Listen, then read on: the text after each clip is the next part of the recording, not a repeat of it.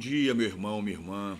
Prazer imenso estar novamente aqui com vocês para mantermos esse diálogo aberto, aonde aqui não tem nada relacionado com religião, com fanatismo religioso. Aqui nós estamos pura e simplesmente fazendo essa série de gravações com o único intuito, evidentemente, de falar a respeito da palavra de Deus, de não falar de religião, de religiosidade, de fanatismo, de dogmas, preceitos, nada disso. Nós aqui pura e simplesmente falamos de temas atuais, temas que vivemos no nosso cotidiano e que estão relacionados com a palavra de Deus e que normalmente Deus tem a resposta para a pergunta que muitas das vezes nós fazemos e nós mesmos não sabemos responder e procuramos semelhantes nós, pessoas, até pessoas especializadas, né? E não conseguimos a resposta. Por isso que os divãs dos centros de psiquiatria estão lotados de pessoas buscando pela psicologia, buscando pela astrologia, buscando por tantas doutrinas em busca de respostas e nada preenche o coração do ser humano a não ser a palavra de Deus. Então, a finalidade desse programa é justamente isso, é clarear tua mente, tua visão, teu entendimento, o que Deus tem de melhor para você, qual é o propósito dele para a tua vida. Hoje eu vou abordar um tema que é muito comum e que ataca, que atinge toda a humanidade, em todas as línguas, idiomas, países, continentes. Não existe um lugar da face da terra que esse sentimento não faça parte do cotidiano das pessoas. Chama-se medo. Por que sentimos medo? Por que o ser humano sente medo? Por que o ser humano entra em estado de pânico de repente?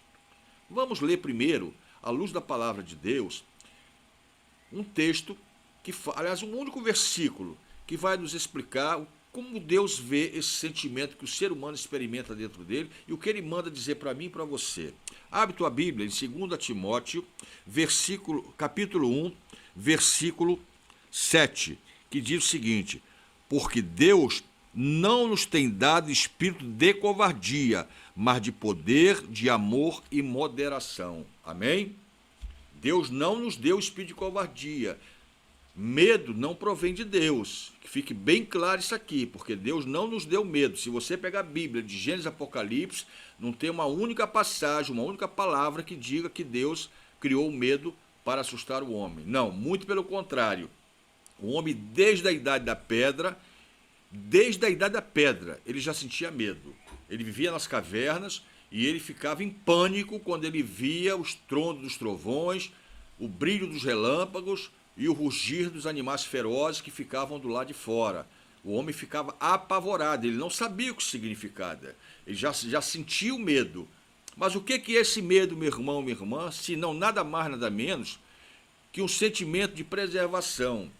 Deus não nos deu medo, mas permite que nós sintamos o medo para que nós tenhamos a noção do perigo. Mas, em contrapartida, ele nos deu espírito de coragem e determinação para que nós saibamos agir com prudência, saibamos agir com inteligência, mas com prudência, sabendo que não é de qualquer maneira que você vai se mostrar corajoso e você vai atravessar uma rua de um lado para outro sem olhar, porque fatalmente você vai ser atropelado e você vai morrer.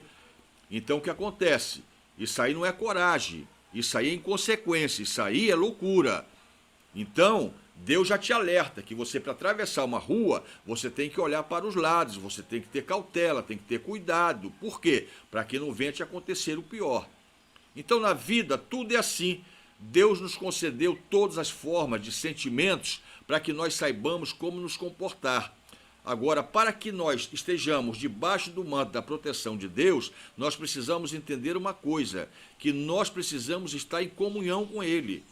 Nós não podemos ter uma fé em Deus como se fosse uma nuvem passageira. Uma hora você acredita em Deus, outra hora você duvida que Deus é capaz de fazer aquilo que Ele promete na sua palavra. Você confia no seu pai? Você confia na sua mãe? Não é? O seu filho confia em você ou não confia? É assim que funciona. Você confia no seu professor quando ele pega um livro de história e diz, né, por exemplo, que Pedro Álvares Cabral descobriu o Brasil, você acredita, você não conheceu Pedro Álvares Cabral, mas está no livro, está escrito, e o professor fala que foi, e você toma isso como uma verdade legítima. Da mesma forma é a palavra de Deus. Ninguém vê Deus, mas você sabe que Deus é o nosso galardeador através de nosso Senhor Jesus Cristo e que foi Ele que fundou a terra e tudo que nela existe, o céu e todo o sistema cósmico. Tudo foi feito por Deus. E nós estamos aqui na condição de criaturas de Deus. Mas Deus não nos quer na condição de apenas de criatura dele. Deus nos quer na condição de seus filhos, e para isso nós precisamos passar por um processo de transformação, de evolução e conhecimento das suas verdadeiras vontades para nossas vidas. Então, com relação ao medo, nós precisamos entender que esses medos, normalmente, eles são oriundos das regiões infernais. Esses medos vêm para desestabilizar o nosso estado emocional. Esses medos vêm para criar fantasias em nossas cabeças e nós ficarmos tumultuados, perdidos e perdemos os nossos focos. Existem pessoas, por exemplo, que têm medo de morrer. A pessoa é bem-sucedida, tem um bom emprego, tem uma família maravilhosa, tem sua casa própria, tem seu carro do ano, tem tudo que um homem precisa para viver em segurança, em paz e tranquilidade. Mas essa pessoa, muitas das vezes, morre de medo de morrer. Por quê? Só tem medo de morrer quem não tem Deus no coração, porque quem ama Deus não tem medo de morrer, porque sabe, se morrer vai subir para o céu e vai morar com ele. Então não é o caso. Então, geralmente, essa pessoa que não tem Deus no coração vive morrendo de medo. De repente, à noite, ele acorda com aquela sensação que vai morrer. Ora, entra em pânico, começa com uma sudorese, uma taquicardia, e começa a ficar com a boca seca e começa a ficar tremendo e sente seu corpo gelado como se estivesse morto ou prestes a morrer. E esse que vai passando o tempo e nada acontece. Então este elemento volta ao seu estado natural. Ele não sabe se comemora ou se fica frustrado porque não morreu. Porque na realidade ele esperava que alguma coisa acontecesse. Mas ele esquece que tudo aquilo é fruto da sua imaginação, dos seus pensamentos negativos, malignos, porque estão tomando conta dele sem que ele se aperceba. E geralmente, esses eventos acontecem com pequenos temores e na vida de muitas pessoas que não têm Deus no coração. Por exemplo, tem pessoas que têm medo de perder o emprego. Tem pessoas, por exemplo, que têm medo da separação do marido, da esposa. Tem pessoas que têm medo de ficar enfermo, de ficar doente. Tem pessoas que têm medo de escuro, tem pessoas que têm medo de pegar elevador, tem pessoas que têm medo de inseto. Enfim, são medos, medos e medos. São muitos medos. E que acabam virando uma paranoia.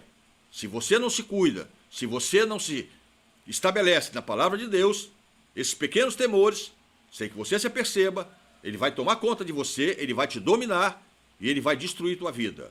Meu irmão, minha irmã, as clínicas psiquiátricas estão superlotadas de pessoas que começaram com esses pequeninos temores e que não buscaram a Deus, que não buscaram a saída, buscaram ajuda só na terapia humana. Não que eu tenha nada contra a terapia humana, de jeito nenhum. A psicologia está aí para ajudar as pessoas, mas nem sempre a psicologia consegue adentrar quando esse problema está numa esfera espiritual, porque muitas das vezes são espíritos malignos que estão te perturbando, que estão adentrando a tua mente, criando temores na sua mente, na sua alma, no seu coração, que nem existem e que provavelmente nunca existirão. Mas você começa a sofrer por antecipação, você começa a pagar um preço por uma coisa que você não comprou, você imaginou. É como se você imaginasse que ia comprar um carro, você não tem dinheiro para comprar o carro e você ficar sofrendo porque você tem que pagar o carro. Como é que você vai sofrer por uma coisa que não aconteceu, que você nem sabe se vai acontecer? Você está antecipando os eventos e acontecimentos. Então, meu irmão, minha irmã, eu te digo uma coisa. Dois corpos não ocupam o mesmo espaço. Isso é uma lei da física. Se você estiver com sua mente, sua alma, seu espírito, seu coração tomado, invadido pelo poder da palavra de Deus, esses pensamentos não terão espaço para ocupar dentro de você, porque o seu espaço está ocupado por Deus. Então, entenda uma coisa. Busque a Deus, consagre-se a Deus, medite na sua palavra, aprenda o que Ele quer de você, que tipo de relacionamento você pode ter com Deus, como é que você se relaciona com teus filhos, com teu pai, com a tua mãe, com a tua mulher, com teus amigos. Você não sabe se relacionar com essas pessoas humanas que nem você? Com Deus não é diferente. A única diferença do ser humano para Deus é que o ser humano você vê, Você toca. E Deus você não vê. Mas Deus está aí presente. Porque se ele não estivesse, eu diria a você o exemplo. Você já sentiu a brisa do vento te acariciando? Você vê o vento? Você pega o vento, por acaso? Mas você sente o vento tocando teu corpo, agitando teus cabelos e tua roupa. Deus não é diferente. Ele é invisível, mas ele é real. E ele tem um plano, ele tem um projeto, ele tem algo muito especial para você. Depende de você querer e dar espaço a ele. Porque está escrito lá em Apocalipse que Deus está à porta, está batendo. Se você abrir a porta, ele entrará e ceará com você. Ou seja, que porta é essa? É a porta do seu coração, meu irmão, minha irmã. É a porta da sua alma, da sua essência divina. Deus quer transformar você de uma pessoa mortal, comum, num ser tanto terreno como espiritual. Ele quer te dar uma dupla identidade, a terrena e a celestial, para que você se proteja dessas invasões, dessas forças malignas das trevas que entram, que tumultuam, que fazem você ouvir vozes, que faz você acordar assustado, com sudorese, com taquicardia. Esses inimigos invisíveis que você entra no elevador e você entra em pânico, fica com claustrofobia. Esses inimigos que você vê um inseto, fica com medo. Pessoas que têm mania de limpeza, fica lavando a mão 10, 20, 30, 100 vezes por dia. A palavra de Deus diz que contamina o homem não é o que entra pela boca, é o que sai. Você tem que ter muito cuidado com o que você fala. Porque o que você fala, meu amigo, se você não sabe, fica sabendo. A tua palavra, a minha palavra, é como se fosse uma arma de fogo. A palavra significa uma bala. No que você apertou o gatilho, a palavra sai, não tem como voltar. Ela vai atingir o seu alvo, o seu objetivo, e vai causar destruição ou vai causar a exaltação para a qual ela foi destinada. Então não adianta você querer mudar as coisas.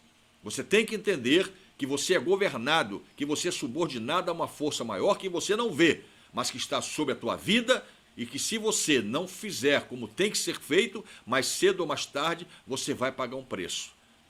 Porque nós devemos ser obedientes, submissos, humildes, assim como nós fomos nossos pais terrenos, nós temos que ser da mesma forma com o nosso Pai Celestial.